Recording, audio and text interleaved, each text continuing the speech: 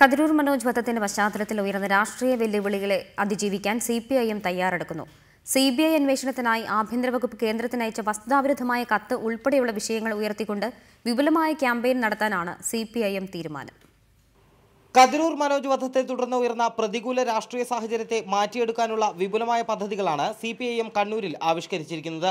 CPIM party ഗ്രാമങ്ങളിൽ ക്യാമ്പയിനുകളും യാത്രകളും നടത്തി അനുകൂല സാഹചര്യം മുതലെടുക്കുന്ന ബിജെപിക്കുള്ള രാഷ്ട്രീയ മറുപടി കൂടി നൽകാനാണ് സിപിഐഎം തീരുമാനം. നേതാക്കളെ പ്രതിക്കൂട്ടിലാക്കാനായി കതിരൂർ മനോജ് വധത്തെ ഉപയോഗിക്കുന്നുവെന്ന് ജനങ്ങളെ ബോധ്യപ്പെടുത്താനും സിപിഐഎം ശ്രമിക്കും. ഇതിന്റെ ഭാഗമായി 29-ന് തലശ്ശേരിയിലും 31-ന് കണ്ണൂരിലും പോലീസ് സ്റ്റേഷൻ മാർച്ചുകൾ സംഘടിപ്പിക്കും. UAPA നിയമം കതിരൂർ സംഭവത്തിൽ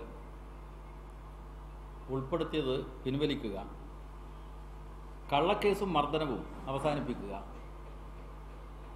RSSന് പാദസേവ ചെയ്യുന്ന പോലീസ് നടപടി അവസാനിപ്പിക്കുക. ഇതിനു മുന്നോടിയായി പ്രാദേശിക തലത്തിൽ ക്യാമ്പയിനുകളും ബഹുജന റാലികളും ആരംഭിച്ചു കഴിഞ്ഞു. CBI അന്വേഷണം ആവശ്യപ്പെട്ട് ആഭ്യന്തര വകുപ്പ് കേന്ദ്ര സർക്കാരിനയച്ച വസ്തുതാവിരുദ്ധമായ കത്ത് പുറത്തുവന്നതോടെ സംസ്ഥാന സർക്കാരിനെതിരെയുള്ള പ്രചാരണവും CPIM ശക്തമാക്കും.